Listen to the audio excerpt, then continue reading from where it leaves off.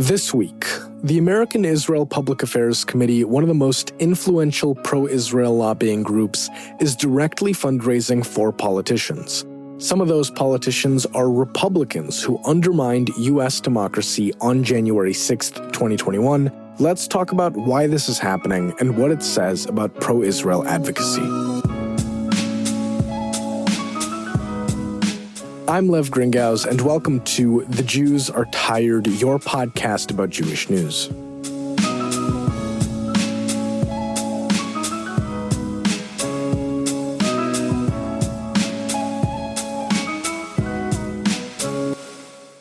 This podcast is supported by the Newman School at the Talmud Torah of St. Paul, where academic excellence and Jewish values meet, teaching analytical and critical thinking skills that are necessary to thrive in a complex world. Now enrolling grades K through 5. Learn more at ttsp.org/Newman. If you like this podcast, or Jewfolk generally, and the work that we do, support us by buying our merch.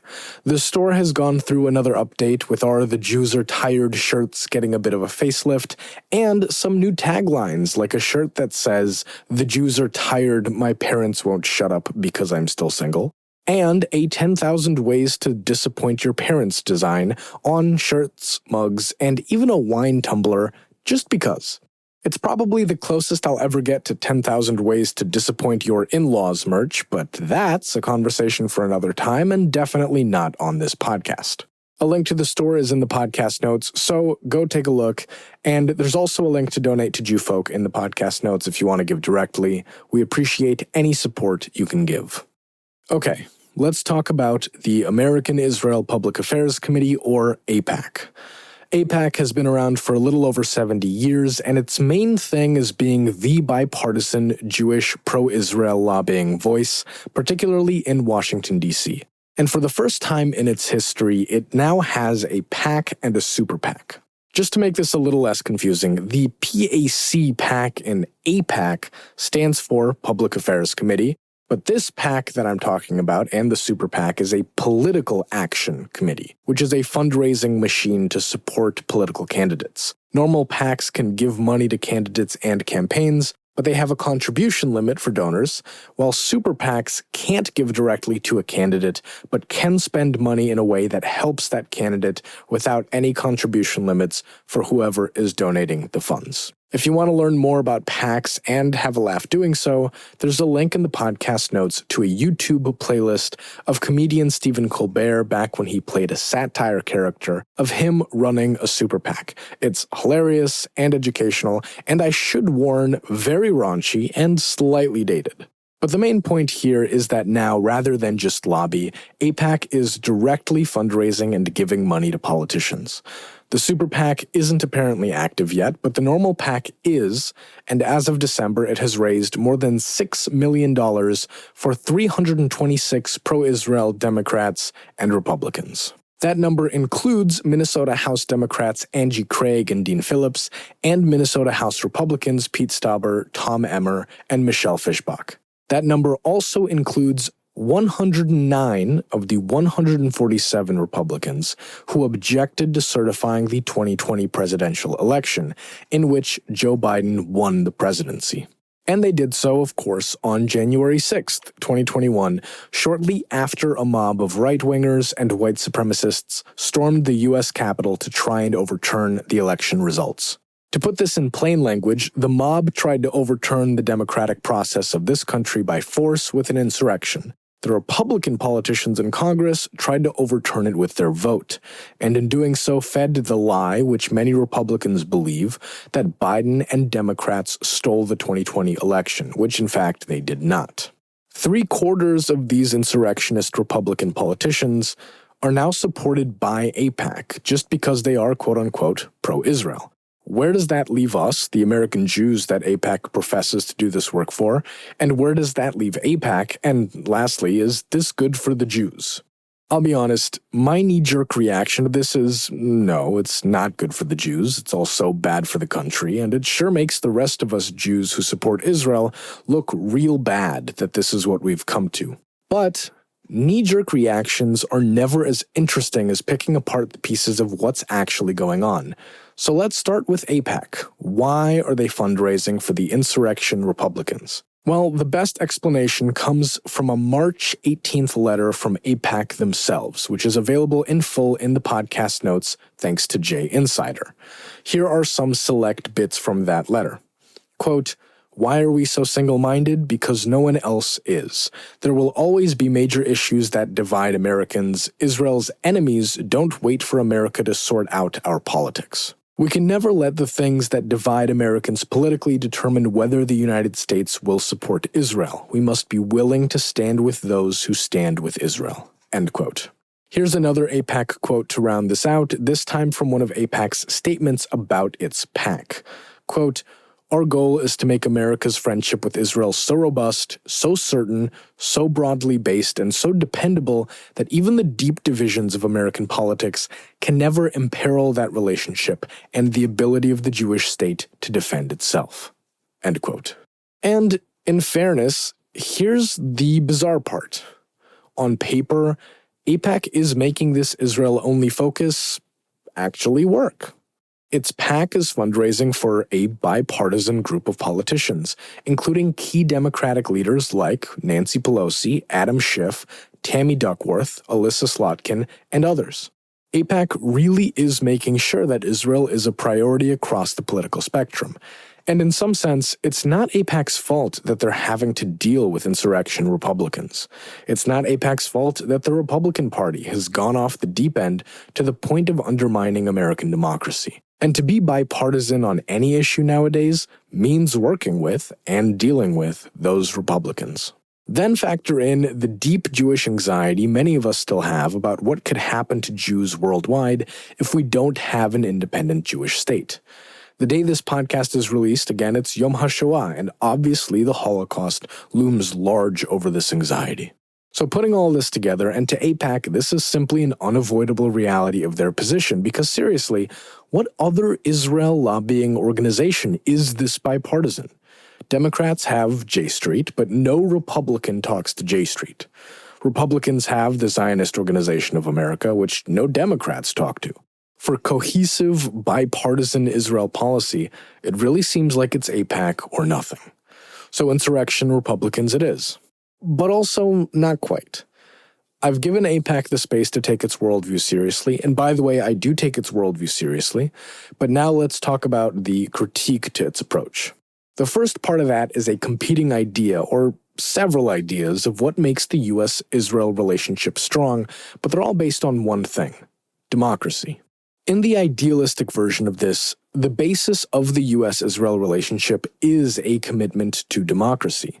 Flawed though it is and has been, the appeal of America for generations, including generations of Jews, is this country's relative freedom and the democratic vote that gave a voice to communities that never really had it before. And it's true that the American Jewish community has thrived in the U.S. for several reasons, one of which is the community's ability to have that voice. And yes, it can be really hard nowadays to be positive or enthusiastic about the state of America's voting rights, but there are still people coming all the time to this country who appreciate how rare and expressive our democracy is compared to a lot of the world. For Israel, again, idealistically, there's a similar dream, only in this case it's of being a Jewish and democratic state. But let's go back to Israel's Declaration of Independence, which, by the way, doesn't mention democracy as a founding value. But here's some of the stuff it does mention. It says the state of Israel, quote, will foster the development of the country for the benefit of all its inhabitants based on freedom, justice, and peace as envisaged by the prophets of Israel. It will ensure complete equality of social and political rights to all its inhabitants, irrespective of religion, race, or sex. It will guarantee freedom of religion, conscience, language, education, and culture. End quote. You can blame me for projecting, but a lot of that language is boilerplate American values at its best. Israel has, of course, struggled with its guarantee of freedom and democracy, just like the US, but we're talking about the idealistic vision here, bear with me. And that's the vision that says people are best served by having a democratic voice in their government, which is meant to serve them, not to rule over them. So democracies should stick together, and the US in particular has a responsibility to help other countries realize their democracy to the fullest extent possible. That is and should be the basis of the US-Israel relationship. And supporting insurrection Republicans spits in the face of all of that. It's anti-democracy and against the foundations of the United States and Israel, no matter how many Democrats Aipac supports to try and balance that out. Now let's bring all this a little more down to earth, with some more practical views which also take a little less time to explain. Number one is the argument that America is a strong country and able to help Israel because of its democracy. If you weaken American democracy, you're hollowing out the country.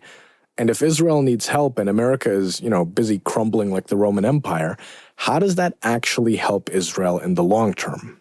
Supporting insurrection Republicans, no matter how you justify it, is supporting the erosion of American democracy. You're enabling them.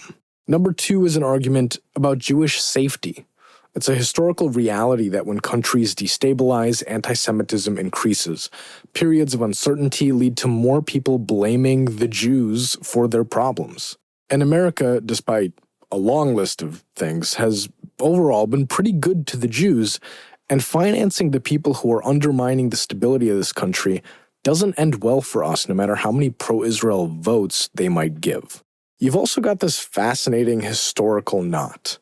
American Jews have benefited a lot from American democracy. It is because of American democracy that Aipac exists and has a voice and has managed to sustain so much support for Israel.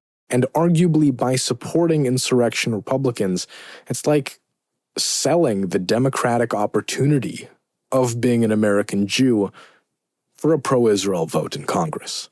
Is that the trade-off that we're okay making? Look, personally, I support Israel. I want more pro-Israel votes, though what, quote-unquote pro-Israel means here is a much larger conversation.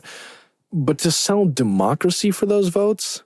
I'm not really okay with that. I mean, it's a little absurd to me. Israel isn't some backwater 1950s wasteland anymore. It's a pretty well-developed and pretty rich country. It's not going anywhere. Do we really need to be making this extreme of a trade-off for a pro-Israel vote? And that's, by the way, not to minimize the very real threats that Israel does face. The other aspect of all this is how much over the long term, it just kind of feels like Aipac is shooting itself in the foot.